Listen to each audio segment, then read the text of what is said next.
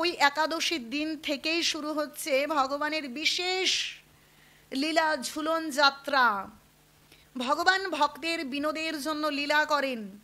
যেমন জড় জগতে নাটক, অভিনয়, সিনেমা হয় বিনোদনার্থে, আসলে ওগুলো প্রকৃত বিনোদন নয়। ওই বিনোদনে মন বিষিয়ে যায়, মনে আনন্দ আসে না, মনে বিষণ্ণতা আসে। কিন্তু প্রকৃত বিনোদন, প্রকৃত আনন্দ আসবে ভগবানের লীলা শ্রবণ করলে। শ্রবণ অধ্যয়ন করলে তখন হৃদয় অভ্যন্তরে যে দুঃখ, যে বিষণ্ণতা, সেই বিষণ্ণতা কেটে গিয়ে এক দিব্য, এক চিন্ময় আনন্দের অনুভব পাবেন। তো সেই দিন থেকে শুরু হচ্ছে ভগবানের ঝুলন যাত্রা। বলছে যে দোলে চ দোল গোবিন্দ, চাপে চ মধুসূদন, রথে চ বামনাম দৃষ্টা পুনর্জন্ম না বিদ্যতে।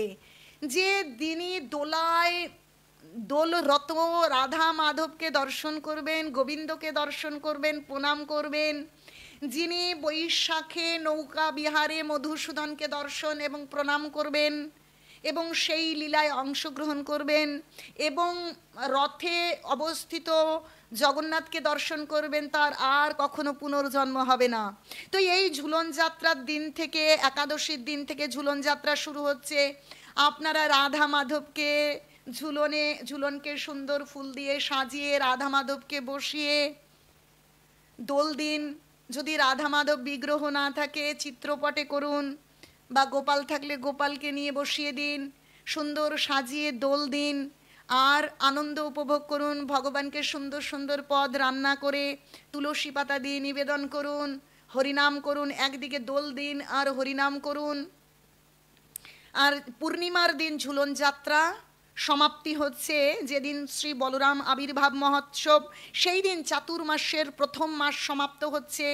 এই মাসে আমরা শাক নিষিদ্ধ, তাই শাক আহার করেননি আপনারা। পরবর্তী মাসে দ্বিতীয় মাস শুরু হচ্ছে, ঝুলন পূর্ণিমা যেদিন সমাপ্ত হচ্ছে সেই দিন পূর্ণিমার দিন, অর্থাৎ 23শে শ্রাবণ 9ই আগস্ট শনিবার ঝুলন যাত্রা সমাপ্ত হচ্ছে। সেই দিন থেকে চাতুর্মাসের দ্বিতীয় মাস শুরু হচ্ছে। 1 মাস দই আহার নিষিদ্ধ। আসলে এটা কোনো মন গড়া বিষয় নয়। শাস্ত্রে নিষিদ্ধ মানে সেই জিনিসটা শাস্ত্রে যেমন নিষিদ্ধ সেটা বিজ্ঞানসম্মত।